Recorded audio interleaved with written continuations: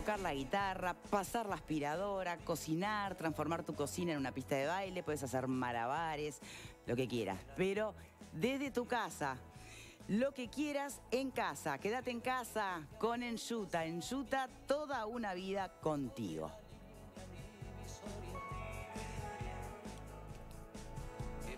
Bien, retomamos entonces nuestro contacto con el doctor en química, Óscar Ventura. Había quedado planteada, Óscar, la pregunta en el bloque anterior que remite a las teorías conspirativas, las que cuentan que el origen de este virus es de laboratorio, creado, en fin, ¿qué hay de cierto en eso? ¿Y para qué serviría, más allá de hacer un análisis de política mundial económica, ¿no? China, Estados Unidos y todo eso, más allá de la guerra biológica eventual, ¿sirve de algo saber eso para poder abordar, enfrentarlo y encontrar la vacuna? Primero que nada me tengo que defender, ¿no? Que en realidad yo me reí, pero no porque me estuviera burlando de ti, no se sino porque en realidad tú me hacías una pregunta como si yo pudiera responderla en una forma más fundamentada que la podrías responder tú. Y no es así, o sea, no soy empleado de la CIA ni nada por el estilo, así que no tengo idea. Producción, me pusieron mal a cambiarme. Ojalá, pero no. El asunto es así. Existen teorías encontradas, ¿no? Es cierto que hay un laboratorio biológico cercano a la ciudad esta, de China, y en principio no es imposible fabricar un virus de ese estilo. Ahora, este virus pertenece a una familia de virus bien conocidos, ya tuvimos otros casos como el H1N1, como el MERS, o sea, son virus bien conocidos y tienen la estructura que tiene, es la misma que tendría un virus natural. Si fue un producto de ingeniería genética o un producto natural, no se va a saber inmediatamente y es muy probable que si se sabe no te lo van a decir, no nos lo van a decir. Quedará siempre como un mito así en el aire. Sí, como el hombre, como quien mató a Kennedy y el hombre nunca fue a la luna y ese tipo de cosas. De cualquier manera, a los efectos prácticos, cualquiera que haya sido el que, si uno puede pensar por el contrario, ¿no? Si alguien hubiera hecho ingeniería de este virus, ¿para qué lo hizo? Bueno, si fue para que China ganara posiciones geopolíticas, que es una posibilidad, o sea, no les está saliendo muy bien porque tuvieron una depresión económica que no habían tenido nunca. Es la primera vez en la vida que les está pasando desde el tiempo moderno que están teniendo esta depresión económica. A menos que casualmente hubieran sido los primeros en sacar la vacuna. Pero no lo hicieron. No, o sea, ya se les pasó el cuarto de hora. Todos los contrafácticos son, a ver, si quisieron hacer algo inteligente, le salió mal. Si fue Estados Unidos el que lo quiso hacer, también le salió mal, porque están teniendo más muertos que nadie. Estados Unidos está en el nivel más alto de muertos en este momento, de afectados. O sea, sinceramente yo no veo, si bien obviamente todos los laboratorios de los sistemas de inteligencia de los países grandes lo están investigando, no veo realmente que sea una cuestión de ingeniería genética, sino parece algo más bien natural.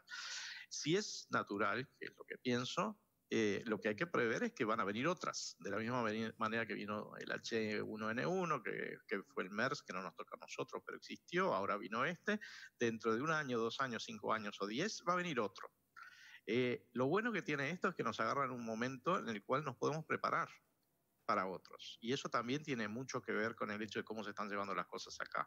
El hecho de que te permita ganar tiempo para comprar respiradores, para tener lugares en los CTIs, para entrenar personal de salud, para tener insumos, todo eso, incluso para el desarrollo de nuestras propias capacidades. O sea, el Instituto Pasteur, la Facultad de Ciencias, la Facultad de Química, la Facultad de Ingeniería, muchos privados, están todos trabajando en cosas. Yo el otro día comentaba, nunca he visto en Uruguay, en toda mi vida, que haya habido tanta creatividad tan rápido como la que está habiendo ahora. Sí, es uno de los efectos buenos del virus. Exacto. Así que bueno, la respuesta es esa. Yo no creo que sea de ingeniería, sino creo que es natural. Bien. Los efectos de la vacuna no varía nada. O sea, que haya sido ingeniería genética o que haya sido natural, lo que hay que hacer es lo mismo. Bien. Óscar, hay muchas preguntas y muchas que tienen que ver con ese exceso de información que circula por allí, usted como químico seguro va a poder rebatir muchas de las que andan circulando, porque además, hasta el momento que la OMS no convalide o no dé por científicamente probado ciertos tratamientos, se van a usar los que se están usando, pero siempre aparecen en las redes, ay, en tal lado están usando tal cosa, en tal otro, ¿no? Hasta que no se trata ni con respiradores, sino con antibióticos. Entonces, hay mucha información dando vuelta de esa que hace barullo. Abro a los panelistas, que cada uno, como usted no nos ve, cada uno dirá su nombre y le hará la pregunta del caso. ¿Le parece? Sí, claro. Bien. Sí, Diego Durán, quería preguntarle qué opinión tiene sobre habilitar test de venta pública en supermercados y que pueda acceder el público en general comprando y haciéndose un estudio, y cómo chequearlo el Estado, cómo podría chequearlo y si eso ayudaría a aplanar la curva y estar en mejores condiciones de las que ya estamos. No, eso no ayudaría en nada porque el tipo de test que tú estás mencionando son los test rápidos. Podés hacer test de anticuerpos, test de antígenos, no va a dar información valiosa al equipo de salud. Lo mejor que se puede hacer es seguir haciendo como hasta ahora los test PCR. Las personas efectivamente, si tienen los medios, pueden comprarlos, ¿no? Porque uno puede ir y hacerse un test, tiene que pagarlo. Creo que está saliendo como 6.000 pesos el test, pero se puede hacer. Pero lo mejor de todo es que toda la información que surja de eso esté centralizada.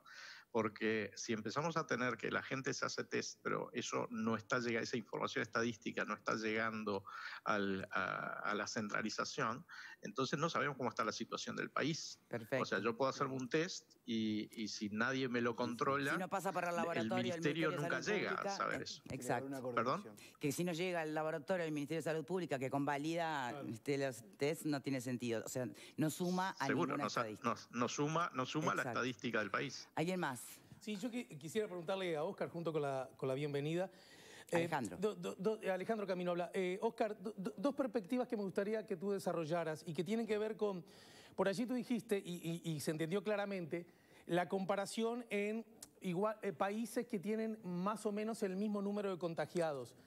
Pero yo me temo que ese número, y estaría bueno que si hay que descartar el razonamiento, lo hagas, estimado Óscar. Yo diría que el número de contagiados puede ser un número muy relativo, porque ahí implicaría ver qué está haciendo cada nación, cada país, qué tan confiable es esa información, cuando me da la impresión que el número más duro y de mayor referencia y menos cuestionable tiene que ser con el número de personas que están internadas en general y en los CTI en particular. Y a propósito, aprovecho a decir lo siguiente. Nos dicen, y yo lo entiendo, que por ahora vamos bien porque tenemos muchas camas de CTI aún libres. Y sin embargo he escuchado otra mirada que me parece interesante para desarrollar, y es, en realidad lo que tendríamos que tener es las camas del CTI ya ocupadas sin que se produzca el colapso, en el entendido de que tarde o temprano a todos nos va a llegar el positivo. Vos estás como en las conferencias de prensa del gobierno, le dicen una pregunta más y se descargan con 10 juntas en la misma intervención. Aprovecho. A ver, primero que nada, no es que tengan el mismo número de casos, eso no es así. Lo que tienen es el mismo desarrollo, o sea, lo que importa en las curvas, cómo se desarrollan, es el tipo de pendiente que tienen. No exactamente el mismo número de casos. Entendido. Los datos duros efectivamente son los graves y especialmente los fallecidos, porque eso es algo que no se puede, bueno, a ver, también se puede, digamos, entre comillas, truchar, ¿no? Porque es una cosa que les está pasando a España ahora, que realmente no saben cuántos muertos tienen por coronavirus. Pero digamos, la forma en que se sabe o que se estima, porque no se sabe, se estima la contagiabilidad del virus, es a partir justamente de los datos duros. Entonces, lo que uno sabe, entre comillas, porque de esto todo el mundo sabe muy poco, es que si uno tiene un fallecido, bueno, 23 días antes de ese fallecido, y eso no voy a explicarlo ahora porque sería largo, pero 23 días antes tenía que tener una cierta cantidad de contagiados. Si vos comparás los contagiados que deberían existir con los que efectivamente fueron diagnosticados, podés saber cómo está la situación del país. Entonces, eso es lo que te permite de alguna manera evaluar si efectivamente vamos bien y no se nos va a disparar la curva, ¿no? Lo que tú decías respecto a los CTI, en este momento, de acuerdo a la capacidad que tiene el país, y haciendo un cálculo a ojo buen cubero, pues no tengo los datos ciertos, nosotros podemos tener entre 10 y 12.000 infectados simultáneos para que ocupáramos todas las capacidades del CTI. No porque tengamos 12.000 plazas, sino por los porcentajes de los infectados que resultan ser graves y que necesitan internación. Bien. Eso es las camas que tenemos disponibles en CTI, pero hay que tener en cuenta otra cosa, y eso es importante. Estamos yendo hacia el invierno. El virus aparentemente no tiene no le importa demasiado si está en invierno o en verano, pero lo que pasa es que vienen las otras enfermedades. Las enfermedades de estación, las estacionales, viene la gripe y eventualmente algunos se complican también y van a necesitar camas de CTI. Entonces, por ejemplo, en Alemania lo que se había hecho es, habían reservado el 25% de las camas de CTI solamente para pacientes coronavirus. Y recién ayer las liberaron porque dijeron la situación está controlada, no necesitamos tener esas camas vacías, las podemos utilizar porque ya no vamos a tener casos graves de CTI. Todos los días esto está cambiando, todos los días se está aprendiendo. ¿Alguien más por aquí? Sí, Virginia. Yo tenía dos preguntas. Una de algo que se habla mucho, que es la cantidad de tests que se hacen en Uruguay. Entonces, saber cómo estamos en la cantidad de tests que se hace de acuerdo a la población que tenemos en comparación con otros países. Y la segunda, que es pensando, ¿no?, en esto de que, bueno, hablábamos más temprano de que no se puede mantener el país paralizado, pero por supuesto, cuando se vaya reactivando la economía, las distintas actividades, también hay que tomar medidas. Entonces, yo me pregunto si una estrategia para, a pesar de reactivar la economía, que tampoco colapse el sistema de salud, puede llegar a ser una especie de tira y afloje. Entonces, de repente, que las actividades sean una semana, de repente, determinadas actividades retomen y a la semana siguiente se suspendan y así, alternadamente, como para que si hay infectados haya tiempo de que se manifiesten en vez de estar contagiando en ese tiempo. Bueno, vamos a las dos preguntas. La primera pregunta es el número de tests. Como los países tienen distintas cantidades de personas, algunos tienen muchísimos millones y otros tenemos poquitas, lo que normalmente se utiliza como parámetro es la cantidad de tests que se efectúan por 1 millón de personas o por 100.000 personas. Nosotros estamos en 3.000 tests por millón de personas. Los países que están más avanzados, como Islandia, por ejemplo, han llegado a hacer 30.000 tests por millón de personas. Pero estamos, por ejemplo, en segundo lugar en Sudamérica, solamente nos gana Chile en cuanto al número de test por millón de personas. Hacemos 6 veces más test por millón de personas que Argentina. Estamos en la mitad, un poquito menos de la mitad que Alemania. Estamos en un 70% que Gran Bretaña. Así que desde el punto de vista de los test que estamos haciendo, está muy bien y además cada día avanzamos más, porque cada vez que nosotros hacemos un test es como si en Alemania hicieran 20 o 30 tests, porque tienen muchos millones más de personas que nosotros. Respecto a lo otro, o sea que respecto a los tests estamos bien y cada vez vamos mejor.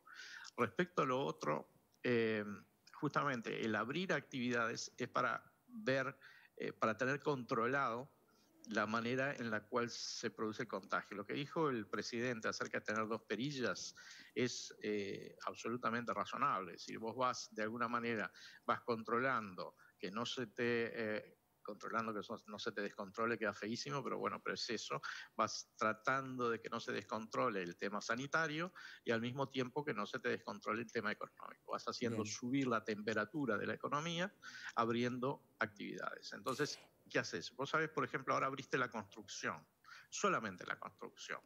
Vos sabés dónde pueden haber focos y los vas estudiando y si existen los vas controlando. Pero una vez que los hayas controlado, ya ahí no tiene que haber más focos. Ventura, si me permite, sí, perdón. Para que pueda hacer la última pregunta, nuestro panelista Rodríguez Pupo. Sí, ¿Cuánto tiempo vamos a tener que convivir con este virus? Toda la vida. 2 años más, por ejemplo, como dice la gente de Harvard. Toda la vida, acabo de decir. Toda la vida. Sí, claro, no se va a ir, el virus no se va a ir. Algún día habrá vacuna. algún día va a haber una vacuna contra él, de la misma manera que hay una vacuna contra la gripe o que hay una vacuna contra el H1N1, pero este virus no se va a ir porque siempre tienen reservorios donde van quedando. Lo que sí se va a ir es la situación en la que estamos ahora. Por ejemplo, siguiendo con la pregunta anterior, los que más van a sufrir esto son los mayores de 65 años. Su cuarentena, digamos, o su confinamiento va a durar mucho tiempo y ahí tenemos que ver la parte psicológica. Hay muchas cosas que están involucradas, la parte de violencia doméstica, muchas cosas involucradas, pero la economía se va a recuperar mucho antes. Yo estimo que para el segundo semestre vamos a tener una situación que no va a ser normal, pero donde se van a haber recuperado una cantidad de cosas que hoy en día están totalmente congeladas. Óscar Ventura, la verdad ha sido un placer escucharlo y ojalá pudiéramos tener más tiempo, pero si nos da el ok, nos pondremos en contacto nuevamente en breve, ¿puede ser? Sí, no hay ningún problema. Muchísimas gracias de verdad. A ustedes. Óscar Ventura, entonces doctor en química, muy interesante seguirlo también en Twitter, porque insisto, hace una evolución y presentación de estadísticas y comparaciones, y sus opiniones, bien interesante. Bueno, vamos a cambiar de tema. Justo, miren, quedamos sin querer queriendo en...